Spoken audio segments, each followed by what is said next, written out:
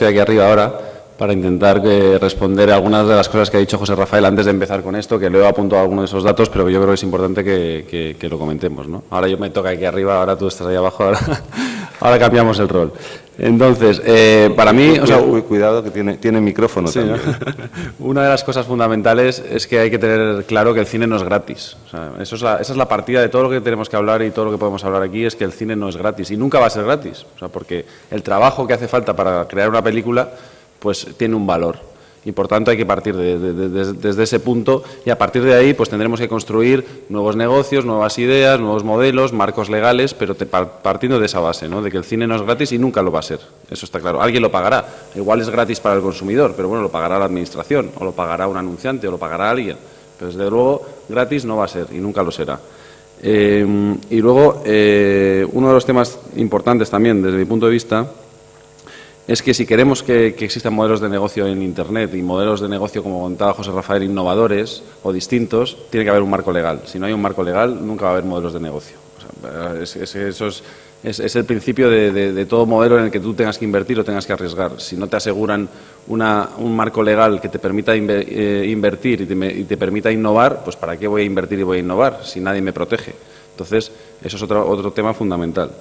En cuanto a la propiedad intelectual, desde mi punto de vista hay dos tipos de propiedad intelectual, gratuita o de pago. Pero el que sea gratuita o de pago, eso lo decide el propietario de la propiedad intelectual, no lo debe decidir el consumidor. Debe ser el propietario, que es el modelo que comentaba Geda, que al final el consumidor no puede decidir si algo es gratis o no es gratis, lo tendrá que decidir el propietario o el dueño de ese contenido. Y en cuanto a la evolución de los cines en los últimos años,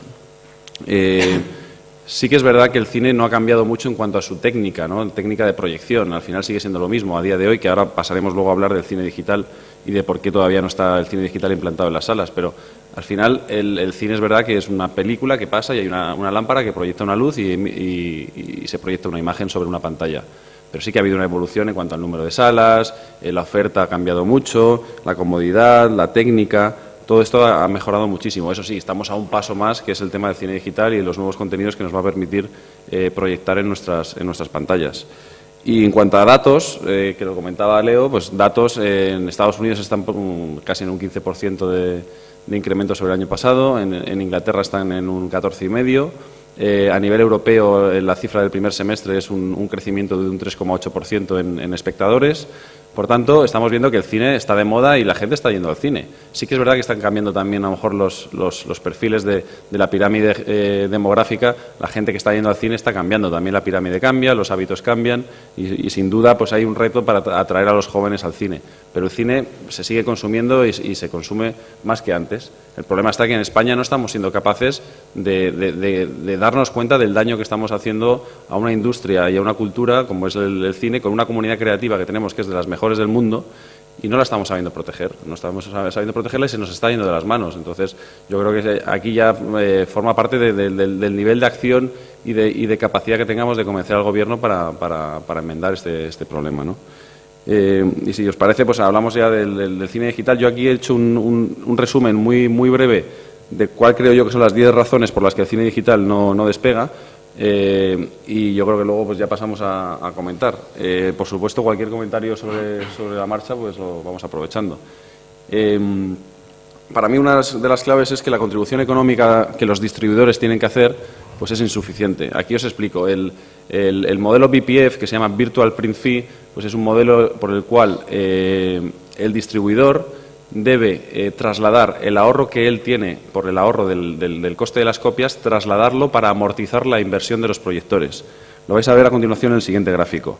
Aquí veis, en el lado de la izquierda, veis que está el broker de contenido alternativo, está el exclusivista de publicidad en pantalla y la distribuidora.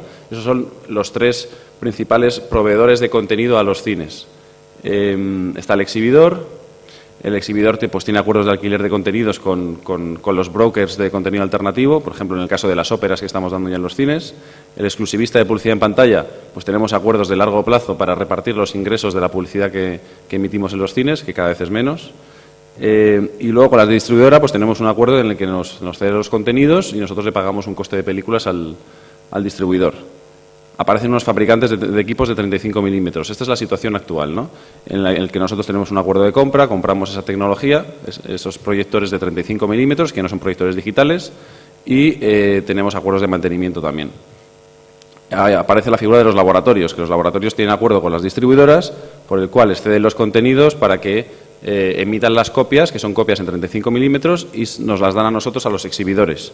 Hay una relación ahí de prestación de largo plazo entre el distribuidor y los laboratorios. ¿Cómo cambia todo esto? Pues cambia de la siguiente manera. Todo esto sigue igual, los brokers de contenido, distribuidoras y exclusivistas siguen en su sitio, el exhibidor sigue en su sitio, los acuerdos siguen siendo los mismos, los laboratorios también, pero aparece el fabricante de equipos de cine digital, que es la nueva tecnología que aparece en escena. Entonces, requiere un cambio tecnológico muy importante, que requiere una financiación y una inversión muy importante para poder acometer ese cambio tecnológico. ¿En qué cambia todo esto? Sobre todo el mayor cambio que supone es que se dejan de generar copias analógicas para generarse copias digitales. Y eso, por tanto, pues, supone un ahorro muy importante para el distribuidor. Ese ahorro es, pues, para que os hagáis una idea, una copia puede estar en torno a 1.000, 1.200 euros, depende de los acuerdos que tengan las distribuidoras, y estamos hablando de que una copia digital puede bajar hasta costes de a lo mejor de 50 o menos.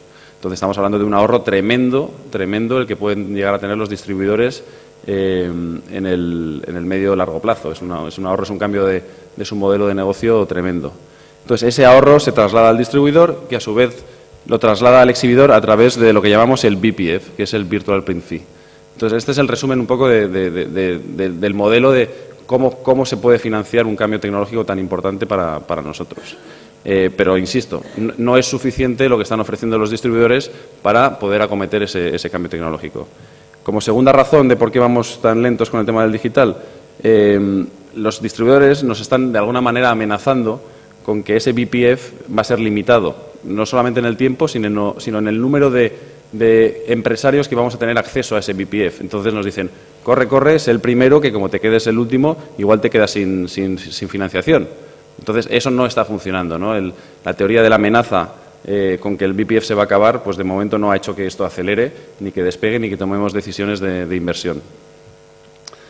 Como tercer punto, pues la figura de intermediario cambia el modelo de relación con la distribución.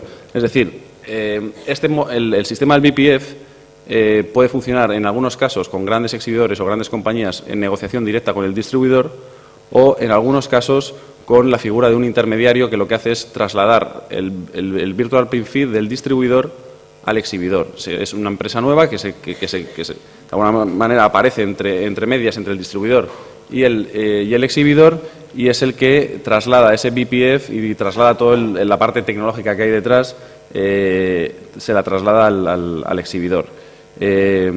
Entonces esto cambia el modelo de relación con la distribución, porque antes era el distribuidor y el exhibidor. Esa era la relación que había. Si metemos a alguien entre medias que no aporta valor en la cadena de valor del cine, pues entonces estamos metiendo más problemas en la ecuación. Cuarto problema. Aquí hay un problema en el tema de la programación. El hecho de que nosotros tengamos que depender de nuestro sistema de proyección, tenga que depender de un cambio tecnológico que va a ser financiado por el distribuidor, puede suponer que nos puedan poner reglas y nos puedan poner barreras a qué podemos programar y cuándo podemos programar qué cosas. Es decir, la programación para el exhibidor es totalmente libre a día de hoy. Nosotros decidimos qué películas programamos y en qué pases y a qué horarios, mientras que con el cine digital podemos perder esa libertad que tenemos para programar las salas, lo que puede suponer un riesgo muy importante, porque es dejar la programación de los cines en manos de las grandes distribuidoras o de las majors. Y por tanto pues puede haber ahí un riesgo importante, que es para mí el problema número 5, que es el peligro de muerte para la distribución independiente. Es decir, si nuestras salas caen en manos de un modelo de financiación que dependen de los estudios americanos, yo creo que existe un peligro importante de perder libertad en la programación y, por tanto, perder libertad de poder programar contenidos de distribuidores independientes que no tienen la misma fuerza ni el mismo acceso que pueden tener los grandes distribuidores a poder presionarnos para proyectar sus películas, ¿no? Entonces, yo creo que eso es otro de los problemas por los que esto no despega, Y es uno de los problemas básicos en los que por eso tiene que entrar el Gobierno. O sea, desde mi punto de vista, creo que es el número 6, debe haber una política clara de apoyo a este tema, ¿no? Porque aquí no es un tema solamente de la parte tecnológica y la parte financiera, sino además hay un componente cultural muy importante. Es decir, si esto dejamos que caiga en manos de unos modelos que dependan de las majors americanas, corremos el riesgo de que tengamos más dificultad para tener más contenidos y más diversidad de contenidos en nuestras pantallas. Entonces, hay que intentar, de alguna manera, pues que el Gobierno, que el Ministerio de Cultura, el Ministerio de Industria se den cuenta de que esto es un tema estratégico a medio y largo plazo. Y no solamente un tema de financiación, sino un tema de control de que se hagan las cosas de la manera correcta para no caer en una situación aún peor de la que tenemos ahora con la potencia de las majors en España. Otro de los problemas, desde mi punto de vista, es el acceso limitado que existe ahora a la financiación. Por eso también se han hecho pocos acuerdos a nivel internacional, porque no hay un sistema de financiación ahora mismo fácil para el exhibidor. Además, en España, agravado por el momento que sufre el mercado, con caída de espectadores, con falta de protección contra la piratería, con una situación complicada y, por tanto, la coyuntura del sector no ayuda. La coyuntura económica tampoco y, por tanto, si no hay financiación o la financiación es muy cara, pues es difícil que todo este modelo de adaptación o de migración al digital pues sea factible. Una de las cosas que yo creo que también están haciendo que esto no despegue del todo, que los distribuidores pensaban que iban a conseguir, que con el cine digital hay dos cosas nuevas que podemos proyectar. Podemos proyectar contenidos alternativos, es decir, contenidos alternativos es todo lo que no es cine, ópera, fútbol, conciertos, y de hecho lo estamos haciendo ya. Y podemos proyectar también una nueva tecnología que es el 3D digital, que es un sistema de proyección que creo que esta tarde algo se hablará de ello, que es uno de los nuevos contenidos que estamos ofreciendo a nuestros espectadores. Pero ¿qué pasa? Que eso ya lo estamos ofreciendo, porque hemos hecho algunas inversiones limitadas para poder proyectar en algunas salas contenido en 3 dimensiones y al mismo tiempo hemos hecho inversiones limitadas en algunos proyectores de menos capacidad para poder ofrecer esos contenidos alternativos, que no hacen falta unos proyectores que supongan una inversión tan fuerte como los de cine digital. Entonces, tenemos cubierta esa parte. Entonces, como tenemos cubierta esa parte, pues va a ser difícil que el hecho de que podamos proyectar contenidos alternativos y 3D nos obligue a hacer unas inversiones mayores para equipar todas nuestras salas. No, es que teniendo unas cuantas salas ya equipadas, ahí nos paramos, porque ahí es donde se acaba el modelo de negocio y el modelo de retorno para esos proyectores. El resto de las salas o buscamos otra solución o si no, no las vamos a equipar. El tema de la tecnología, pues hay riesgo también y yo creo que hay miedo por parte del exhibidor y estamos viendo con el tema del 2K, el 4K, estamos viendo que hay un riesgo de obsolescencia importante y un riesgo de ver cuál es la ventaja competitiva que puede existir en la diferente tecnología que tenga cada exhibidor. Es decir, yo pongo un 2K, pero entonces viene mi competidor que está enfrente y pone un 4K, ¿qué hago? ¿Me espero o pongo el 4K directamente? Hay distintas tecnologías dentro del cine digital, que creo que también esta tarde algo se hablará de ello, y por tanto hay un riesgo de no equivocarse y un miedo de, si entro el primero, a ver si me voy a equivocar de tecnología y va a cambiar tanto como para obligarme a hacer un nuevo cambio en el medio plazo, ¿no?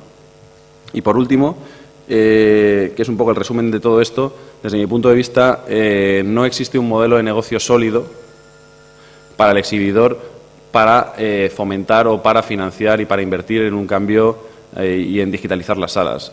Ahora mismo es un cambio tecnológico que es inevitable en el medio plazo, pero en el corto plazo estamos viendo que no es rentable para el exhibidor, o sea, que nos va a costar dinero, que es un cambio que no nos supone una mejora en los contenidos que vamos a ofrecer, que nos supone una inversión muy importante y que nos supone al mismo tiempo unos riesgos y unos cambios del funcionamiento de nuestras compañías muy importantes, pero sin un retorno. Entonces, como comprenderéis, pues es una situación muy compleja y que yo auguro, y hay muchos expertos que llevan hablando del tema, pues que todavía nos quedan al menos otros 10 años antes de ver digitalizadas nuestras salas, cuando ya vivimos en un mundo digital en todos los sentidos, ¿no? Todo lo que íbamos hablando esta mañana, vamos, el analógico era de los años 50, ¿no?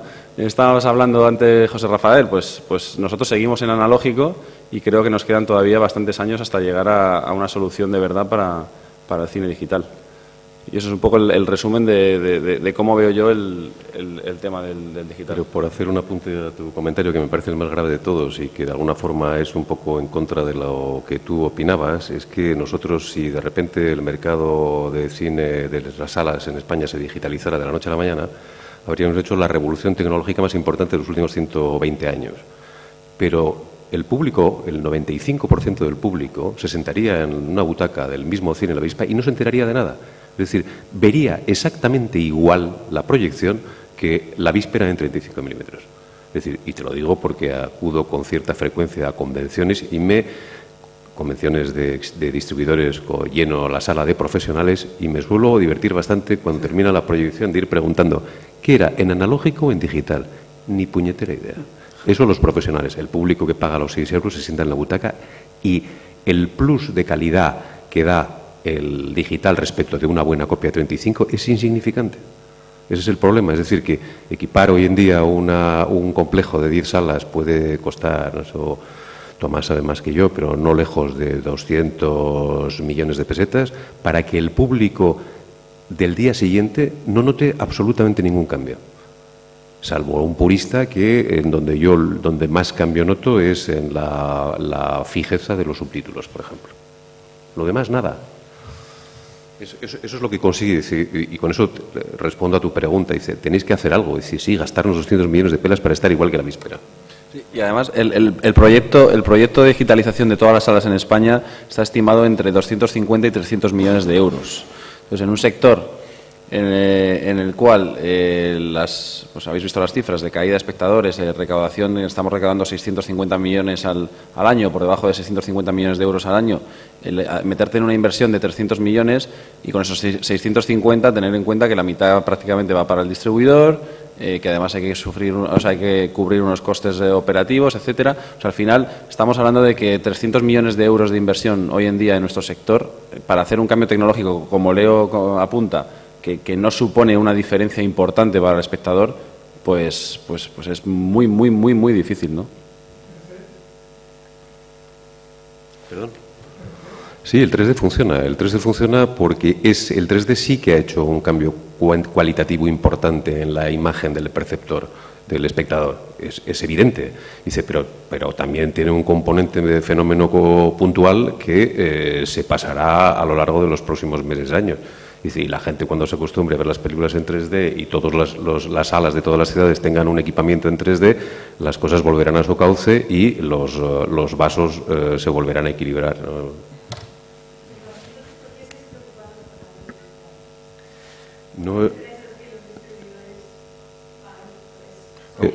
Uno de los temas más importantes que ha dicho Fernando es el hecho de que nuestros clientes no piden digital, porque de hecho la mayoría de los clientes piensa que ya todo se está proyectando en digital. Primer punto, nosotros tenemos unas máquinas que funcionan de maravilla, de 35 milímetros. El ahorro fundamental se hace en el otro lado, en el lado de la distribución. Entonces nosotros lógicamente decimos, pues una gran parte de ese coste de inversión lo debería de soportar la distribuidora. O todo, mira, todo. Y entonces esto es tanto, yo sé que todas las grandes cadenas entre las cuales estamos nosotros, llevamos años negociando con todas las grandes distribuidoras para llegar a acuerdos de virtual print fee que nos hacen posible este cambio y sostenible en el tiempo. Entonces, es una negociación muy difícil y de hecho yo creo que todos estamos sorprendidos de lo rígido, la rígida que es la postura de la distribución, especialmente aquí en España. Pero especialmente aquí en España los americanos, es decir, no se refiere, no a los distribuidores independientes.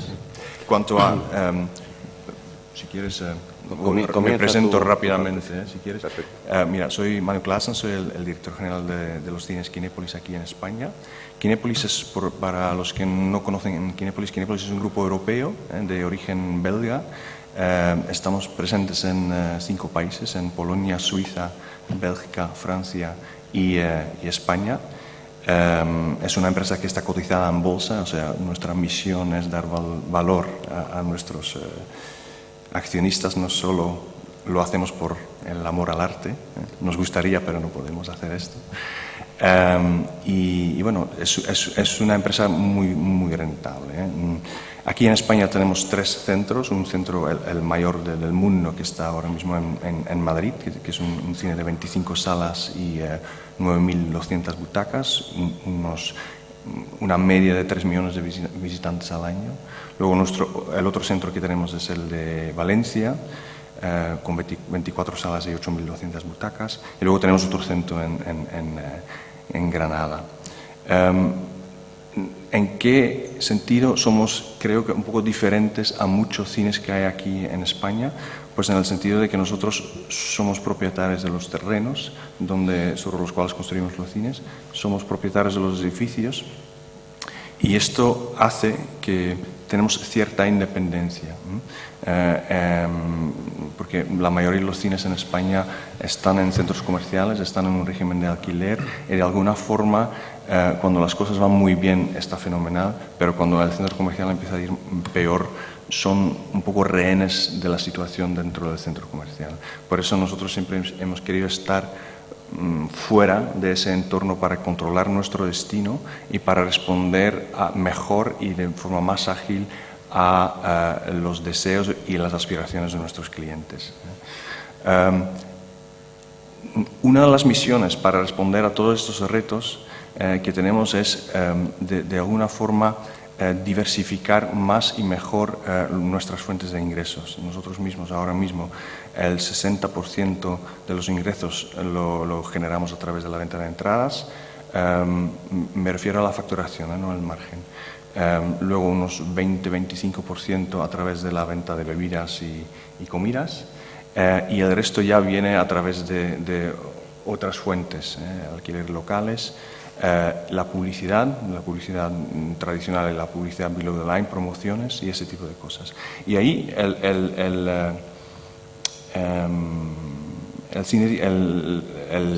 cambio al digital tiene un papel importante. Yo creo que, por ejemplo, lo que es la publicidad en cine cambiará de forma radical con la instalación de proyectores digitales en todos los cines, en el sentido de que el medio se va a convertir en un medio mucho más dinámico. El coste de entrada para un anunciante que quiere hacer publicidad va a bajar mucho, porque ya no tiene que ir a hacer un kinescopado, hacer bobinitas de la publicidad, distribuirlas con furgonetas a través de todas las carreteras españolas. Y podríamos empezar a programar publicidad como lo hacen en otros medios, como puede ser, por ejemplo, la tele según franja horaria, y cambiar la publicidad de una hora a otra o de un día a otro, y acortar muchísimo el tiempo entre la decisión tomada de hacer publicidad y proyectar la publicidad en las salas de cine. La publicidad en cine es probablemente el tipo de publicidad que mayor impacto tiene en la gente que está viendo esta publicidad. Entonces nosotros creemos firmemente que es un componente que no se habla mucho, pero que sí que puede ser y que lo va a ser un elemento muy importante para mejorar la rentabilidad de las salas de cine. Eso es un primer tema que tiene que ver con la importancia de la digitalización, y en ese sentido yo diría, pues no hace falta que la distribuidora pague toda la conversión al digital. De hecho, nosotros no lo estamos exigiendo, porque somos conscientes de que a nosotros también nos generan ciertas ventajas.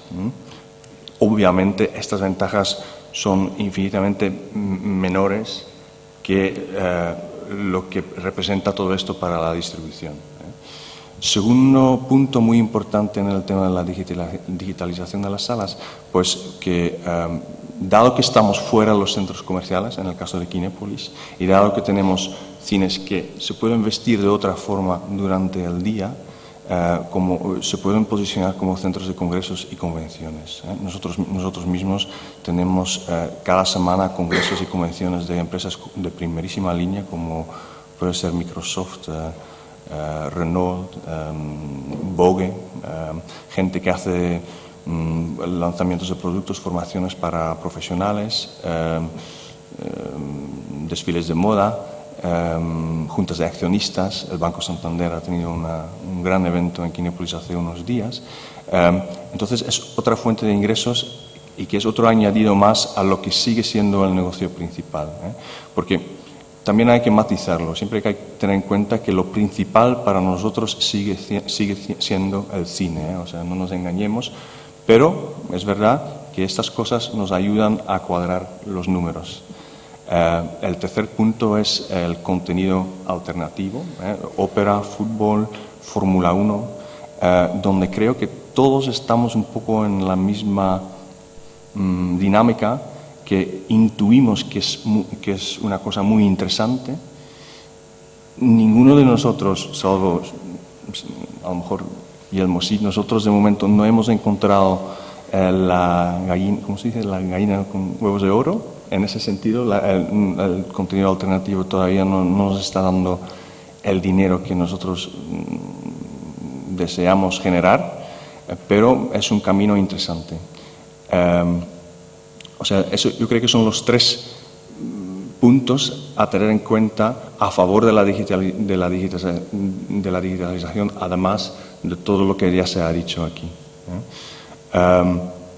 Luego, cuanto a cómo convivir con los 20, con Facebook, con las redes sociales, yo creo que nosotros ahora mismo como cines podemos hacer cosas que antes no se podían hacer por temas de coste, y es hacer un marketing mucho más proactivo, mucho más one-to-one, un marketing directo a través de las nuevas tecnologías. Unos ejemplos: si nosotros conseguimos a través de las nuevas tecnologías identificar cada uno de nuestros clientes y además hacer un seguimiento del comportamiento de cada uno de estos clientes dentro de nuestros cines, pues el día después de su visita a nuestro cine para ver Harry Potter, fácilmente les podemos enviar un correo electrónico y decir: mira, ayer fuiste a ver Harry Potter, ¿te ha gustado la película? ¿Qué te ha parecido la imagen, el sonido? ¿Has comprado algo en barra? Bueno, lo sabremos. Las palomitas eran rancias o frescas. Y además podemos decir: mira, hay una película que encaja en tus gustos y se estrena dentro de 2 semanas. Si compras la entrada ahora mismo, te damos un descuento de un 10%.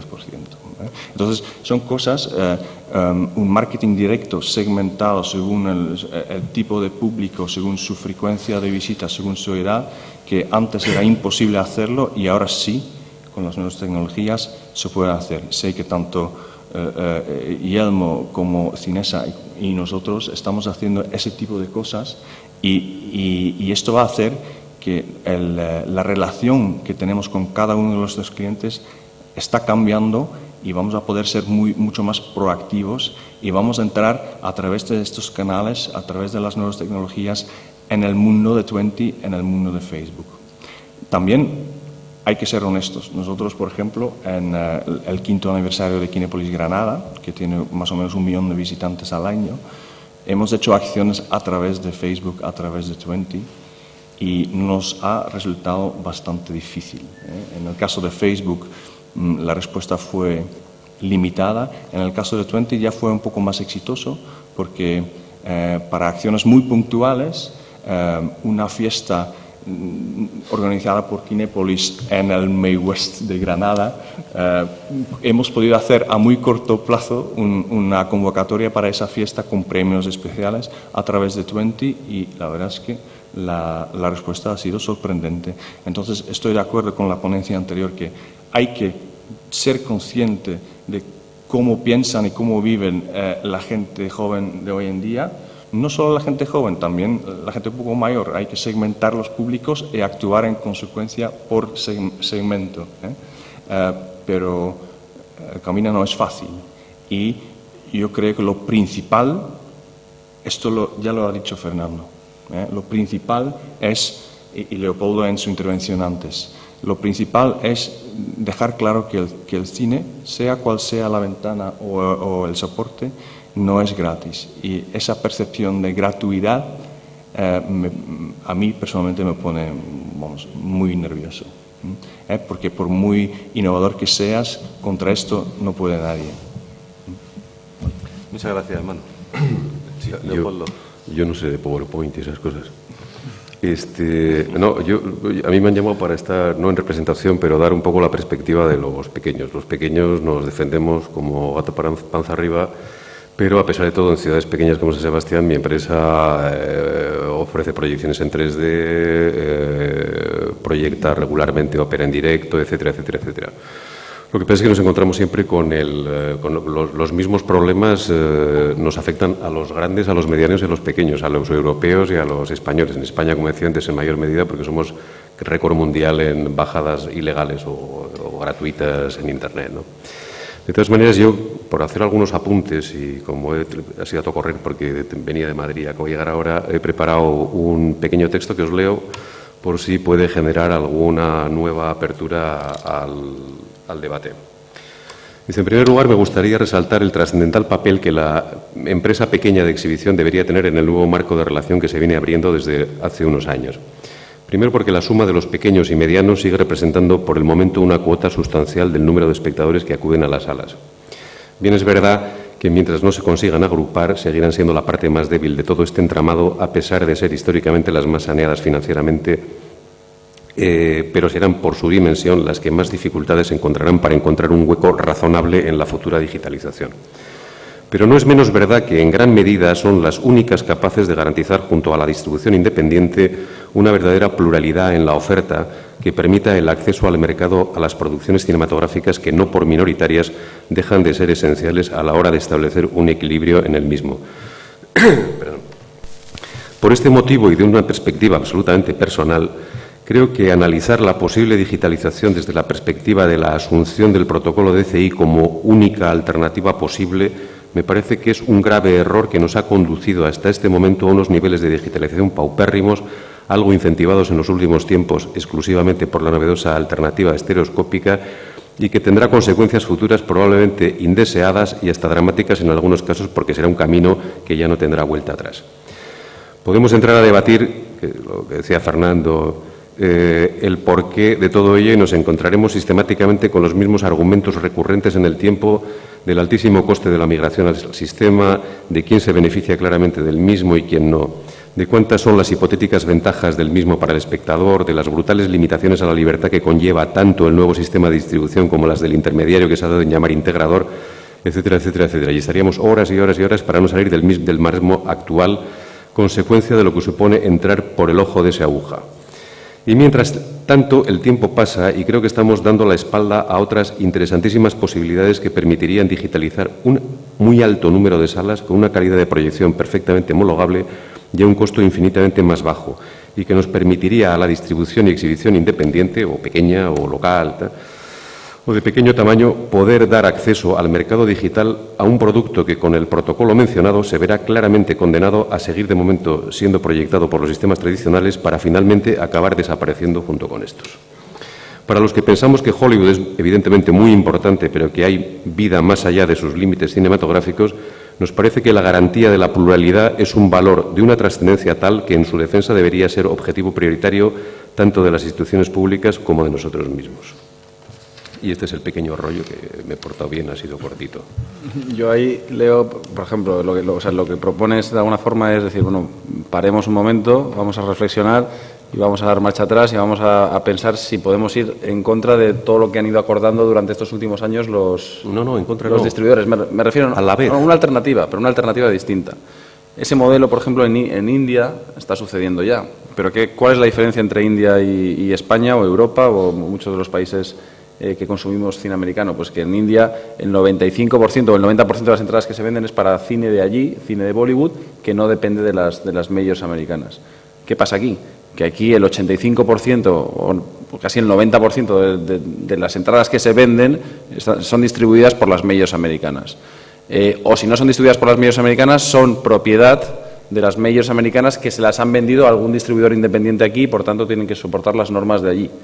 Entonces, plantear aquí en España una alternativa para hacer un cambio tecnológico distinto al que marcan los estándares que han fijado las grandes distribuidoras americanas, desde mi punto de vista, sería estupendo, pero creo que es imposible. Imposible para los exhibidores que proyecten ese tipo de películas. Por supuesto, para un exhibidor que lo único que proyecte son ese 10% de películas o ese 10% de entradas que se venden y que son entradas para cine que no depende de las majors o que no tiene nada que ver con esos estándares, entonces, por supuesto. O sea, sí, eso me refiero. Eso sí, pero, por ejemplo, en tu caso, tu empresa, ¿tú verías factible dejar de proyectar cualquier película que viniera del mundo de los estudios? Para nada. Es decir, yo lo que planteo es no estar cerrados a posibilidades que pueden ser paralelas al protocolo de CI. Es decir, ese 10% de entradas que se venden en el Estado, en ciudades como San Sebastián y en cines como El Príncipe, pueden pasar a ser un 35 o un 40%. Es decir, yo lo que planteo es, evidentemente, por eso decía, Hollywood, con todos mis respetos, me parece que, como tú comentabas muy bien antes, el sistema, la protocolización que ellos han planteado y que es la única que autorizan, me parece que no tiene más que limitaciones por todas partes y que, como me parece muy bien, porque además estoy de acuerdo, va a tardar 10 años. Y dice, ¿por qué vamos a estar esperando a que eso suceda cuando en algunas de esas salas, de esos complejos, en 1, 2, 3 salas de esos complejos, se puede compatibilizar con un sistema infinitamente más barato que da una proyección absolutamente excelente, y Tomás sabe de eso, y que aligeraría los costos brutales de todas las distribuidoras independientes? Y se puede generar en paralelo, y ya mañana, pasado mañana o dentro de un mes, un circuito de 50, 60 salas en todo el Estado que garantizarían, evidentemente, la proyección de películas irlandesas o de películas iraníes, polacas, magrebís y españolas, ¿por qué no? Pero que sería que en el mismo complejo podría haber perfectamente las salas grandes con proyección digital, digamos, homologable por la MPA, y otras 2, 3 salas con una calidad de proyección excelente para aliviar los costos de las distribuidoras independientes que, como tú y yo sabemos, están todos con el agua al cuello. Eso era la alternativa, que no es un o uno o lo otro, sino que puedan convivir perfectamente en el mercado los dos sistemas. ¿Tenemos alguna pregunta, Tomás? No, solo, de todas maneras, Leopoldo, solo una puntualización a lo que estabas diciendo en cuanto al protocolo de CI, que es un protocolo impuesto, estamos de acuerdo, pero el European Digital Cinema Forum de aquí europeo lleva años buscando una alternativa, y te digo un poco las conclusiones a las que se ha llegado, y eso lo hemos notado nosotros también como integradores y estando en otros países. Por ejemplo, ahora en Brasil, que es un país que trabajamos bastante, están buscando también una alternativa al DCI. Y claro, existe un problema de base. La mayoría de requerimientos que encarecen el sistema DCI son requerimientos de seguridad. Eso significa que sí que hay sistemas alternativos, pero en cuanto les empiezas a meter los bloques de seguridad que tanto el distribuidor americano, en este caso, como seguro el distribuidor iraní. Que estoy hablando de que nadie va a piratear una película iraní, las posibilidades son limitadísimas. Es decir, nadie la pirateará mientras sea un producto minoritario. Es que para ese cine es el cine que corre el peligro de desaparecer. Claro, pero acabo. Estoy haciendo política ficción ahora, o ciencia ficción de... Si tuviéramos un estándar por el cual se pudieran explotar obras cinematográficas y que, bueno, para abaratar, por ejemplo, se hubieran reducido las condiciones de seguridad, que, como tú sabes, con el estándar de CI, de momento no se conoce ninguna intromisión en el sistema. Si, por ejemplo, hiciéramos eso, llegaría un momento en que ese sería un porcentaje del mercado importante. Y entonces, lógicamente, ya sabéis que yo nunca digo piratas, los ladrones de películas automáticamente se interesarían en el producto, porque lógicamente lo que tiene un volumen es lo interesante de copiar y de malversar. Entonces, estoy de acuerdo contigo, posiblemente ahora para una película iraní no, pero por ejemplo un productor europeo que pusiera su producto en manos de un sistema que no fuera lo suficientemente seguro, no tardaría ni media hora en que tuviéramos los problemas.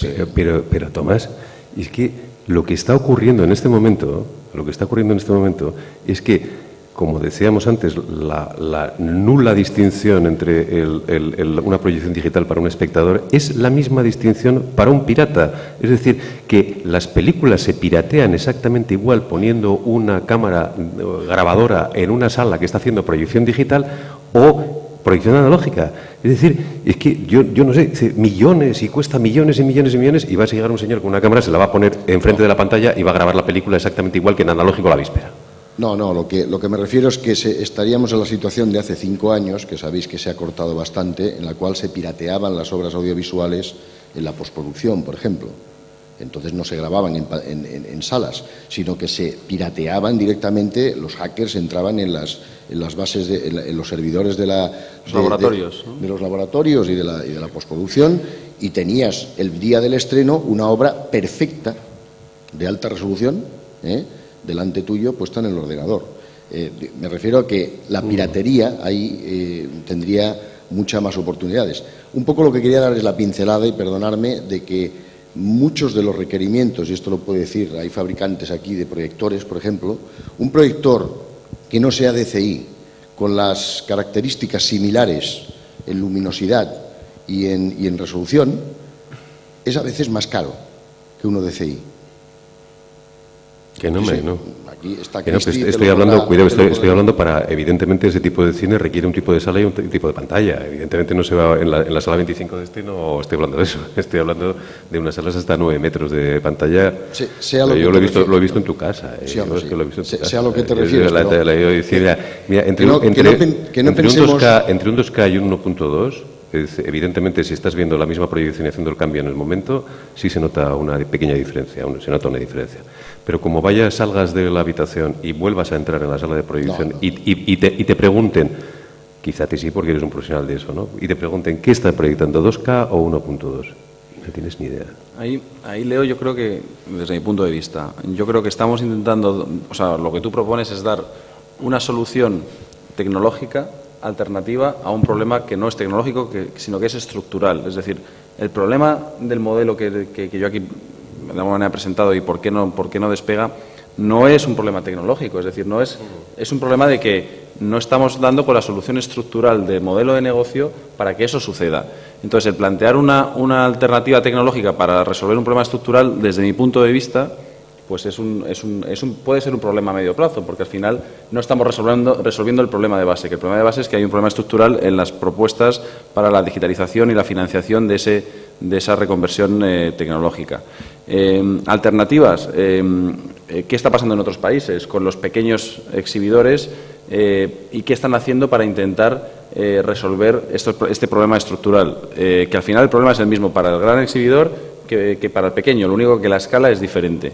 Pues se están agrupando. En Holanda lo han hecho, una agrupación de exhibidores independientes y están llegando a acuerdos con las distribuidoras desde un punto de agrupación. En Inglaterra pues también hay una agrupación de exhibidores independientes que se están uniendo. Aquí no es fácil. En Estados Unidos también hay una agrupación de pequeños exhibidores o exhibidores independientes que se están uniendo para intentar negociar. Todavía no han llegado a ningún acuerdo tampoco. O sea, tampoco han llegado a ningún acuerdo, pero bueno, por lo menos se están agrupando para intentar tener algo más de fuerza de cara a posibles negociaciones. Pero insisto, al final el problema está en que es un problema de negocio y un problema de financiación y de estructura. 10 años y en ese camino probablemente el 60% de la distribución independiente desaparecerá y no habrá importadores de películas iraníes, no sé por qué me sale siempre iraquíes, japonesas. Sí. Pasamos el turno, por favor. Bueno, es una pregunta para Manu Claessens y Fernando Eveleas y Manu, puedes hablar. De las salas que tenéis en vuestros circuitos, ¿cuántos son digitales? Y de los digitales, ¿cuántos no sean estereoscópicos? Pues en España nosotros tenemos 64 salas, de las cuales 25 son digitales. De estas 25 pantallas digitales, 10 son estereoscópicos.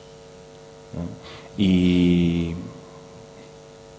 sí, Eso no quiere decir que el nivel de ocupación de estas pantallas está al 100%.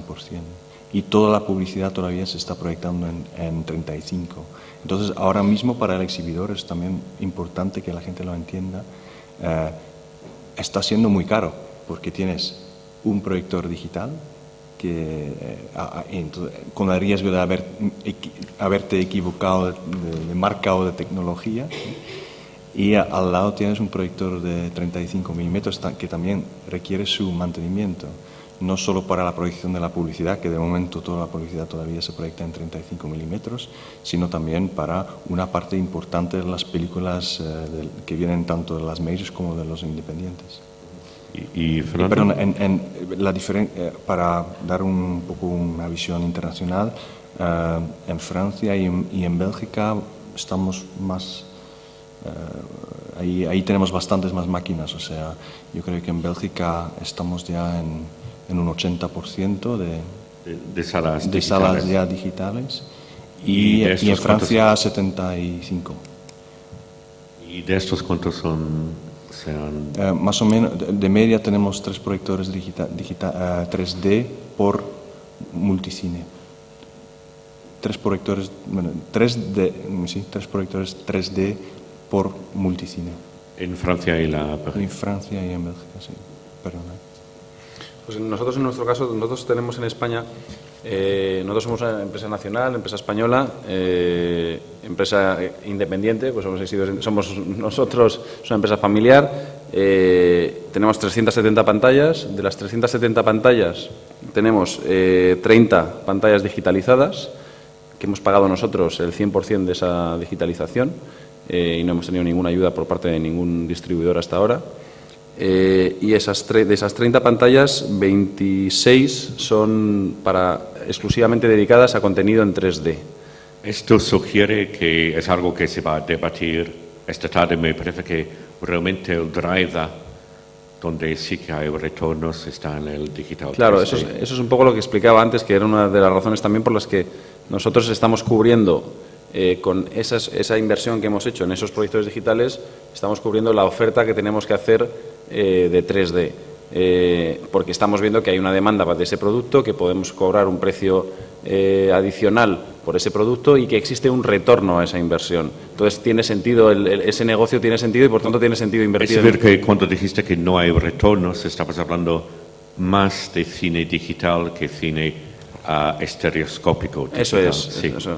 Hay que diferenciar, es que son productos distintos. No es lo mismo una película en 2 dimensiones que una película en 3D. Para mí es un producto distinto, es un consumo distinto, puede atraer a públicos distintos y tienen un precio distinto.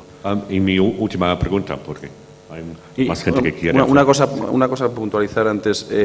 Además de esas pantallas, que es lo que he comentado antes también, nosotros tenemos otras 20 pantallas, otros 20 proyectores digitales de mucha menos calidad, pero aún así con una calidad suficiente para ofrecer una proyección muy buena en las pantallas, que utilizamos para contenidos alternativos. Entonces esas pantallas, esos proyectores se pueden mover además de una pantalla a otra y se pueden mover por España, los podemos enviar a un cine u a otro. Y son proyectores que utilizamos para ofrecer la ópera, para ofrecer fútbol, para ofrecer baloncesto, ofrecemos tenis, ofrecemos conciertos y en muchos casos con bastante éxito. Entonces tampoco nos hace falta meternos en esta vorágine de cine digital carísimo para poder ofrecer contenidos alternativos con calidad a nuestros espectadores. No nos está haciendo falta. Entonces tampoco existe ahí una necesidad de invertir 70, 80.000 euros que puede costar un proyector digital, invertir esas cantidades para ofrecer ese tipo de contenidos. Y cuando dices que no hay, en tus magníficos 10 puntos, no hay urgencia, estás hablando de la digitalización y no de la conversión de salas a digital 3D, donde sospecho que hay más urgencia por Claro. James Cameron y Avatar, y el hecho de que el año que viene habrá quizá 2 películas grandes de los estudios al mes en digital 3D, ahí que hay urgencia. El año que viene hay confirmadas, o casi confirmadas, 33 películas en 3 dimensiones para el año que viene. 33 películas. Este año creo que vamos a proyectar 15 películas en 3D. Desde luego es un producto nuevo, es un producto que está funcionando y un producto que tiene un retorno y que tiene una aceptación muy buena por parte del público. Desde mi punto de vista yo creo que es un producto que a partir de ahora se quedará. Antiguamente el 3D vino, se fue desde mi punto de vista se quedará, pero se quedará para un tipo de producto muy determinado y siempre existiendo la posibilidad de verla en 2D, ¿no? Yo creo que será una oferta más y la gente podrá decidir si quiere disfrutar en 3D o en 2D. Gracias a los dos. Cuanto al 3D, hay una cosa que yo he notado como consumidor y lo hemos comentado mucho internamente dentro de la empresa, y es que como con el cambio de blanco y negro al color, los directores de cine han tenido que aprender a hacer cine en color. Yo creo que todavía queda también algo de camino, aunque ya es muy espectacular y muy conseguido, pero todavía queda camino para los directores de aprender cómo hacer cine en 3D. Entonces eso va a ser muy interesante, pero yo tengo, con todo el talento que ahora se dedica a hacer películas 3D, yo soy optimista. Ya con lo que tenemos y con los resultados que estamos consiguiendo, vamos bien en este aspecto. Y creo que con el tiempo los directores de cine van a saber manejarlo mejor, buscar un equilibrio entre algunas pelis que hemos visto en 3D ahora mismo son quizás el efecto 3D es tan sutil que casi no se percibe. Quizás esto es demasiado prudente, y luego he visto otras películas de 3D que son tan chillones que te dan dolor de cabeza. Entonces habrá que buscar términos medios según el tipo de película. Luego, otra cosa que hay que destacar en el tema de 3D es las posibilidades que da para contenido alternativo. Nosotros en Kinépolis Madrid y en Kinépolis Valencia hemos proyectado la final de Roland Garros en directo en 3D. O sea, fue la primera proyección en directo en 3D. ¿Fue una cabina? Pues te digo la verdad, la final una prueba. La final fue un domingo, y el jueves antes, a las 8 de la tarde, conseguimos que funciona. O sea, tuvimos un día medio para convocar. Entonces, eso es el coste de ser pionero. Afortunadamente, íbamos de la mano de Orange, que era el patrocinador del evento, y con un poder de convocar muy potente. Entonces, a pesar de que solo el jueves por la tarde conseguimos que esto funcionase, sí que la sala había como 160 personas. Yo, por ejemplo, la feria de San Isidro, los toros en 3D, hombre, puede haber un público. ¿Perdón? Sí, pero fíjate, a mí me abre otro camino que desde luego es interesante, y es la primera vez que hacemos esto. Yo creo que ahí el futuro es tremendo. En cuanto tengamos la tecnología afinada para poder ofrecer contenidos en directo vía satélite en 3 dimensiones, pues yo creo que ahí sí que puede haber un atractivo importante para atraer nuevas audiencias. Y eso nunca puede ser malo para el cine. O sea, porque de alguna manera es volver a convertir el cine en un destino de entretenimiento, volverlo a convertir en la plaza del pueblo, volverlo a convertir en el sitio donde hay que estar, y eso es bueno siempre para el cine. Ahí lo que hay que hacer es trabajar mucho nichos de público. Cuando Piratas del Caribe es para gran público, cuando vamos a hacer este tipo de cosas, los muy aficionados al tenis vendrán. Cuando hacemos algo con los toros, los muy taurinos vendrán, y los antitaurinos seguramente también.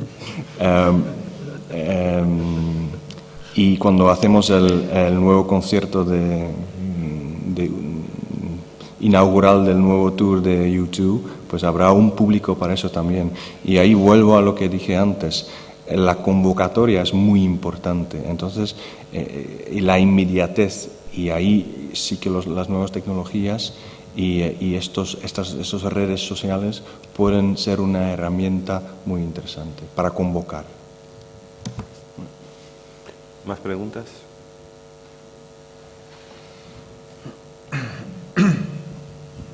Encarece mucho la proyección 3D en las salas. Y otra cosa, la posición de Europa en relación al tema del protocolo DCI que habéis hablado, ¿Se ha posicionado el programa Media en ese sentido? ¿Hay algún planteamiento de...? Bueno, a nivel europeo está aceptado como estándar. O sea, simplemente hay una aceptación de que es el estándar de CI y hay una aceptación de todos los programas de la Unión Europea respecto a cine, en el cual se acepta que ese es el estándar de proyección. Además, es que la experiencia nos ha dicho en este negocio que cuando ha habido distintos estándares la cosa no va bien. Es decir, cuando hace años el VHS, el Beta, yo creo que ya se ha aprendido la lección de que no tiene sentido tener dos estándares para el mismo uso, ¿no? Entonces yo creo que eso está aceptado. Y en cuanto al 3D, preguntaba el precio del 3D, la diferencia entre precio entre 2D y 3D. Sí, como equipamiento de sala. No, la instalación es la instalación de digital, hay que hacer la inversión en digital y además hacer una inversión también en el sistema de 3D, porque esta tarde entrarán a hablar de ello los expertos de digital. Pues hay distintas alternativas al 3D, distintas tecnologías para ofrecer lo mismo y entonces cada una tienen un coste distinto, pero sí que encarece bastante la inversión que hay que hacer. Seguramente se cubrirá más en detalle esta tarde, ¿no? Tomás, entraréis en ese tema. Sí, además, prefiero que lo comentéis vosotros, perfecto, que lo sabéis bien. Perfecto.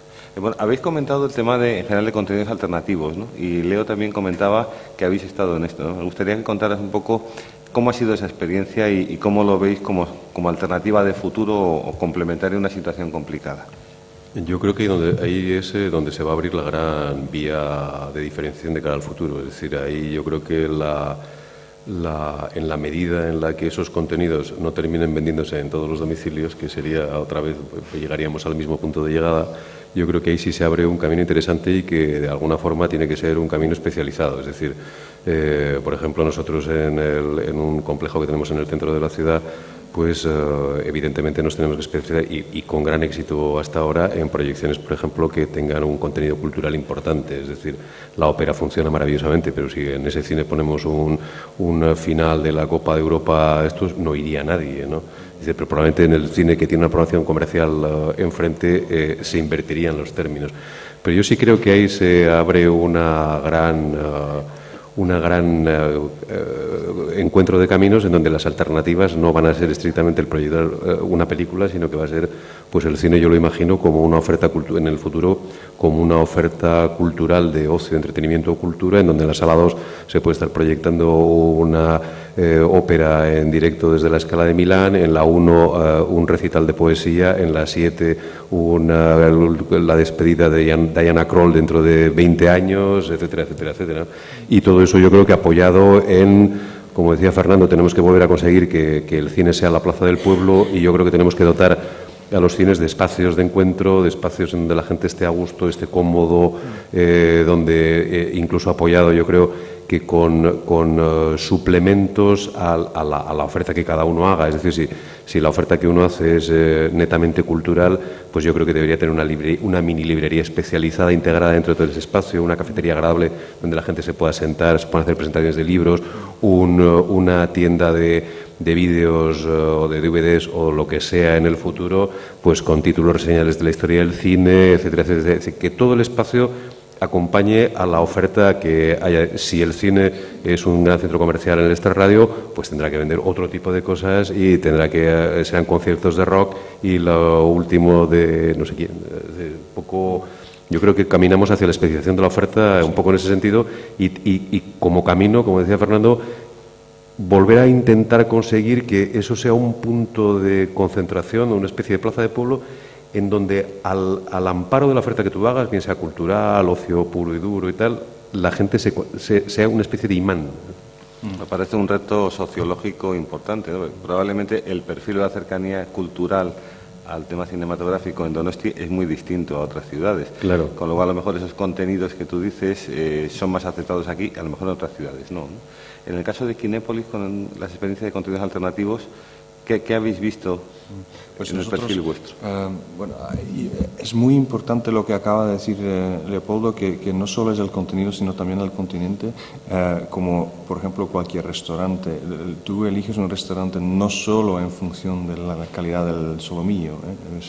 Eliges el restaurante por el servicio, por el decorado, por el ambiente que respira. Y lo mismo tenemos que hacer nosotros, eso, yo estoy totalmente de acuerdo con él, y ahí también tenemos que ser autocríticos y trabajarlo, porque esto ya no depende de nadie más que de ti. Entonces, esto hay que tener la disciplina de cuestionarte en ese sentido. Cuanto a los contenidos alternativos, pues hemos probado de todo. Lo que nos mejor funciona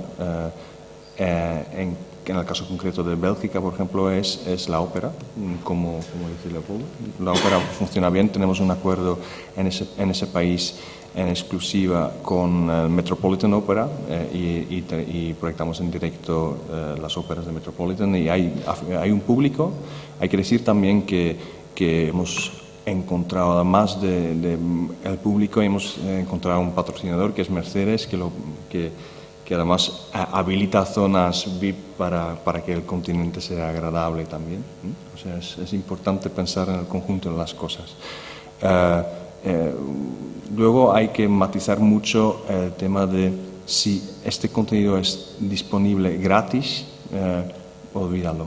Nosotros en la temporada más exitosa de Fernando Alonso proyectamos la Fórmula 1 en directo, y por mucho que era una temporada apasionante, veíamos que carrera tras carrera había menos gente.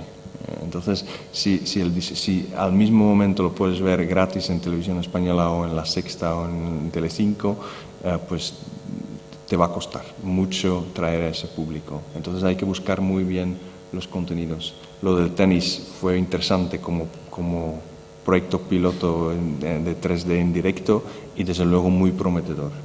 Y siempre hay que... Parece que lo asociáis a lo que es la experiencia del consumidor, crear una experiencia única y lo más exclusiva posible. Sí. ¿no? Lo que pasa, el problema de esas cosas es que requiere muchos mimos, mucho trabajo, y tienes que hacer bien tus números, porque tener un chico trabajando semanas para conseguir un evento que luego vienen 150 personas y te deja 300 euros de margen, pues no cuadra. Entonces hay que sumar los ingresos de los visitantes, hay que llegar a acuerdos más estructurales, y hay que buscar también patrocinios en la medida de lo posible. En ese sentido, había una iniciativa en Francia que a mí me gustaba mucho, se llama una distribuidora de nuevos contenidos con un modelo de negocio muy transparente, y se llamaba Ciel Écran, y funcionaba como una distribuidora normal y corriente, pero de nuevos contenidos. Aquí en España también hay varios grupos que están intentando montar algo parecido, pero como exhibidor nunca sabes si el que tienes en el otro lado de la mesa es el chorizo de turno o una persona que realmente va en serio con la distribución de los contenidos. En caso muy concreto es el fútbol, donde nunca sabes si realmente los que están hablando contigo disponen de los derechos, hasta qué punto, hasta dónde tú puedes llegar con posibles patrocinios. Entonces hay muchas iniciativas, pero todavía hay mucha niebla que te hace más difícil tomar decisiones. Fernando. Sí, bueno, sobre lo que ha dicho Manu, pues bastante parecido. Nosotros lo bueno que tenemos es que tenemos escala nacional y tenemos muchos centros por toda España, entonces cualquier evento que hagamos pues tiene una repercusión un poco mayor, ¿no? Nosotros con el tema de la ópera, por ejemplo, estamos ahora mismo programando entre 12 y 14 óperas en directo al año. Tenemos una al mes, y luego en épocas de Navidades pues metemos otras 2 más. La proyección, más o menos, nuestro estimado es de vender unas 70.000 entradas al año de ópera, cosa que hace 2 años pues ni existía este negocio, ¿no? Entonces son 70.000 entradas más de un público además nuevo, público que muchas veces no estaba viniendo al cine, que le vuelves a traer al cine, que disfruta con el cine y que de alguna manera pues tienes posibilidades de que vuelva otra vez a ver películas en el cine, ¿no? Gracias a la ópera. En cuanto a conciertos, pues hemos hecho cosas. Yo la verdad es que personalmente me lo paso muy bien con el tema de los contenidos alternativos porque me parece que es un tema interesante y divertido, ¿no? Hemos hecho el concierto de Héroes del Silencio, por ejemplo, la gira de Héroes del Silencio, pues vendimos 10.000 entradas del concierto de Héroes del Silencio. Al final lo que funciona son eventos en los que la oferta es limitada, es decir, las entradas son las que hay, pero la demanda es tremenda. Y además hay un componente geográfico, es decir, si quieres ir a ver el concierto de Héroes tienes que ir a la ciudad donde debe ser el concierto. Si tú estás en la otra punta de España, pues es complicado que puedas ir a disfrutar del concierto. Entonces, con esa demanda tan brutal, lo que de alguna manera estamos intentando es meternos dentro de la cadena de venta de los eventos en directo, es decir, de los conciertos. Bueno, si tú vendes tus entradas y tú sabes que va a venir U2 a España y va a vender todas sus entradas en 20 minutos en Internet y quedan vendidas todas, pues ¿por qué no amplías? Y una vez hayas vendido las entradas en directo, amplías tu cupo y pones otras 20.000 entradas más a la venta, pero para cines. Entonces, eso yo creo que al final se acabará estableciendo y consolidando como un negocio, como una alternativa más para multiplicar y para ampliar el aforo posible que para esos eventos en directo, ¿no? Pero tienen que ser siempre, como comentaba Manu, eventos que no estén dándose gratis en abierto en televisión al mismo tiempo. Y con el tema del fútbol, pues lo mismo también. Con el tema del fútbol, pues ahora mismo estamos ahí en plenas negociaciones para ver si conseguimos cerrar un acuerdo para empezar a proyectar fútbol y proyectar la liga en nuestros cines, ¿no? Y yo creo que ya acabaremos llegando a un acuerdo para ser del primer país posiblemente en el mundo en el que ofrezcamos la liga de fútbol profesional, la ofrezcamos en nuestros cines cada fin de semana. Va a ser una prueba, veremos a ver cómo funciona y en función de eso pues seguiremos más adelante, ¿no? Desde mi punto de vista está claro que es una oportunidad clara el tema de los contenidos alternativos y creo que es una oportunidad que los distribuidores de cine decían: qué miedo, los contenidos alternativos, nos vais a quitar el sitio, no vamos a tener sitio para nuestras películas en los cines. Yo creo que al final se van a dar cuenta de que es una oportunidad tan grande que la van a hacer suya, es decir, la gran distribución norteamericana, si es inteligente y si tiene la flexibilidad, que creo que no tiene, pues lo vea esto como un negocio para ellos y al final contacten ellos con los propietarios de los derechos, tienen la potencia de marketing y el know-how y tienen el músculo para poder de verdad lanzar esos contenidos y tienen la relación con los exhibidores para apretarnos y cobrarnos más que a nadie. Entonces, pues si tienen todo eso, al final acabarán haciéndolo. Nosotros ahora mismo estamos en la fase artesanal de estos contenidos alternativos. Pues me tengo que reunir yo con el manager de Héroes del Silencio, tomarme unas cervezas con él y convencerle de que tenemos que hacer el concierto de Héroes del Silencio en los cines. Pero si no lo hacemos así, no lo hacemos de otra manera. Entonces, al final, yo creo que todo esto está en una fase un poco artesanal, comenzando lo de la niebla, esta que comentaba Manu, pero que sin duda pues es un contenido para el futuro. Y financieramente esta experiencia, Manu comentaba un poco el tema, es decir, abordáis una fase anterior, todos los temas de marketing, publicidad, es decir, que tradicionalmente lleva la distribución en el cine, tenéis que asumirlo, ¿no? Con lo cual el modelo económico y de cuenta de resultados cambia drásticamente, ¿no? Por eso hay que hacer marketing de guerrilla, ir a 20, ir a todos estos sitios donde nos sale un poco más barato e intentar comunicar, ¿no? Viral totalmente, ¿no? Sí. Al final nuestra comunicación lo bueno es que es local. Nuestra comunicación, al final, tú tienes un cine y tú solamente tienes que comunicar en tu zona de influencia, porque comunicar fuera de tu zona de influencia es tirar el dinero. Entonces tenemos que ir a esas zonas de influencia cerca de nuestros cines para comunicar estos eventos, ¿no? ¿Alguna pregunta más? Sí, por favor.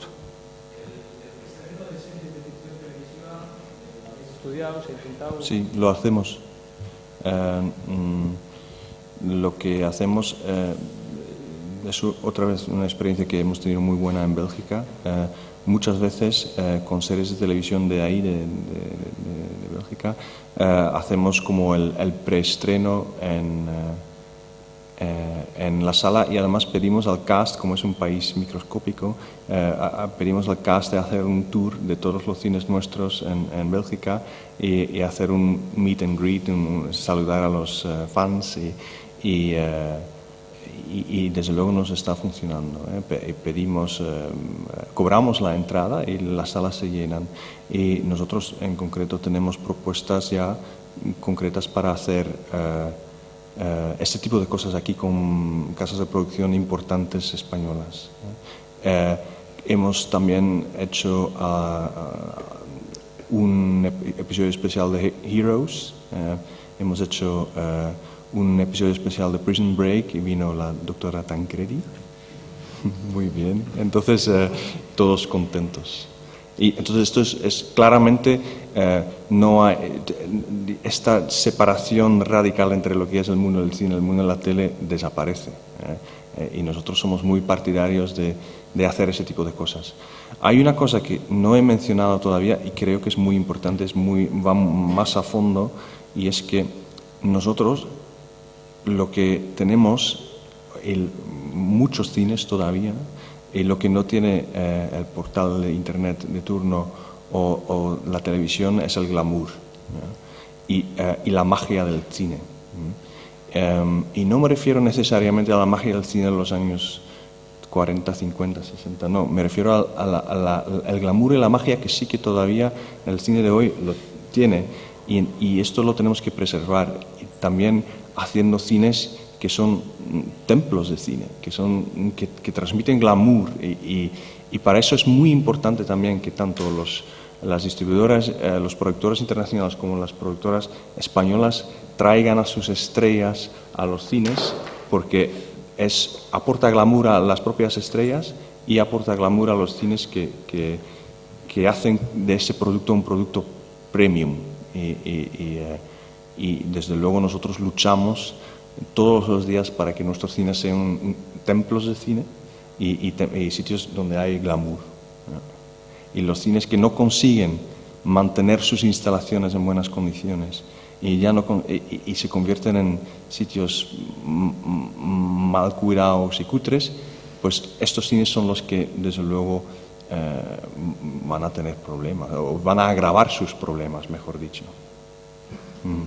Estabas hablando del preestreno de determinados capítulos o de series. En televisión española lo he hecho con Cuéntame o similares, pero siempre hablas de elementos muy puntuales. ¿Tendría sentido con grandes producciones, con grandes series de las que se están produciendo ahora, quizá en algunos casos fuera de España más bien, todos los capítulos, el que se hiciera de una forma seguida, o grandes maratones de capítulos de Los Soprano o de cualquier otro? 24. Sí, todo suma, nosotros estamos abiertos, yo creo que también Guillermo, de hacer cualquier tipo de cosa que genere ese movimiento para que sea un punto de encuentro para distintos grupos de público. Muy bien. Creo que hemos llegado. Son las 2, a las 4 vamos a continuar con la siguiente mesa redonda. Estamos seguros que será tan interesante como esta. Y si me permitís, en un minuto y algo, yo creo que unas breves palabras de cierre de cada uno. Yo creo que Fernando nos ha dicho, hay 10 razones, ¿no?, por las que el cine no ha despegado, pero ¿hay algún mensaje de optimismo? ¿Qué hay que hacer? ¿Veis que hay un futuro? ¿Se puede construir ese futuro y salir del círculo vicioso? Me gustaría que cerrarais con un comentario. Hombre, desde mi punto de vista se saldrá seguro. El problema es que lo vamos a tener que sudar. Lo vamos a tener que sudar y lo vamos a tener que sufrir, pero no solamente desde el punto de vista tecnológico y de todo el follón que supone a nivel corporativo para la organización, el cambiar el chip y empezar a pensar en digital y preparar a la gente y motivarla y todo. Al final ese es nuestro trabajo, ¿no? El problema va a ser pues la pelea con la distribución, el llegar a acuerdos que al final no limiten nuestra capacidad de programar y de controlar nuestro negocio, y el asegurarnos de que las decisiones que tomemos sean las correctas y no sitúen a nuestras compañías en una posición débil de financiación, etcétera, ¿no? O sea, ese va a ser el gran reto. Y yo creo que eso llevará tiempo, va a llevar tiempo y hay que ir con pasos muy firmes, porque en este tema si te equivocas pues puede ser una equivocación muy dura para la compañía, ¿no? Entonces yo creo que llevará tiempo. Financieramente, claro, ¿no? Sí, financieramente es un impacto muy importante. Bueno, en el caso de Kinépolis, para ser concretos, nosotros estamos negociando casi diariamente con las majors. Son contratos de 50 páginas revisadas por 20 abogados en los estudios en Estados Unidos, cosa que hace un poco lenta la negociación, pero podemos decir que con 3 o 4 estamos ya en una fase muy avanzada de la negociación. Y ojalá que el año que viene me invitas otra vez y yo puedo decir, mira, tenemos ya un montón de acuerdos BPF firmados. pero no pongo la mano en el fuego. A lo mejor vemos las legiones de soldados imperiales formadas en la puerta otra vez, en 3D. ¿Perdón? Cuando llegue la Guerra de las Galaxias en 3D, me refiero, a lo mejor están las legiones imperiales allí formadas en la explanada. Lo que queremos hacer es invitarlos a nuestra casa y encerrarlos en nuestra casa y que no salgan hasta que estén firmados los acuerdos. Difícil, pero lo vamos a intentar.